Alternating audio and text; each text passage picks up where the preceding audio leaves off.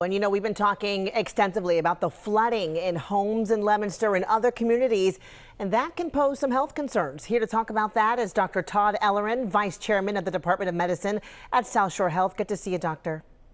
Good to see you, Jessica. You know, Dr. Ellerin, when you have flooding, what kinds of health risks should we be mindful of, be worried about?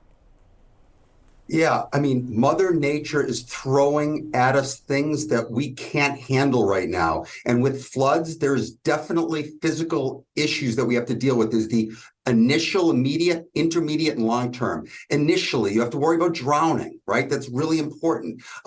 Other things, injuries. Obviously, people fall, they have fractures, things like that. Don't forget about electrocution. If there's live wires, you really have to be careful. Then there's the intermediate health risks. A lot of waterborne things. You know, some of these waterborne bacteria like E. coli. We've heard about Vibrio recently. If there's coastal waters near, whenever you have floods and sewage together, that's a bad thing. The other thing is, remember, mosquitoes love standing waters. Mosquitoes can come and you can get mosquito-borne infections. And then, of course, there's the longer term issues that we deal with. One of them is mental health. I'm not just talking about having some water in your basement, but what Leominster is going through right now, we have to really be prepared with, post-traumatic stress. This is a real catastrophe. And then, of course, there's respiratory issues. Absolutely. I'm glad you mentioned that, because we always see in instances like this, someone or people wading through the water, never safe to do. But once the water is gone, I want to ask you this.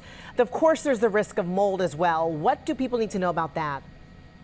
Right, and I didn't mention that. I'm glad you did. So mold, when it's standing, can really have respiratory issues. It can exacerbate allergies. It can cause asthma. It can sometimes lead to pneumonia, especially in immunocompromised people. What do we do to try to decrease mold?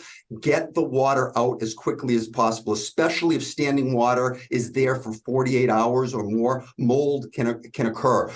Important, besides just getting the water out however you can, it's also dehumidifiers are important, because mold doesn't really grow if there's less than 70% humidity. We try to get that humidity to less than 50%. Really dry the areas well, sterilize. You can use bleach and water, a cup of bleach, a gallon of water, open windows to make sure that you ventilate. These are some of the things to prevent mold from happening. Good advice, and always we appreciate your insight, Dr. Ellerin. Thank you. You too.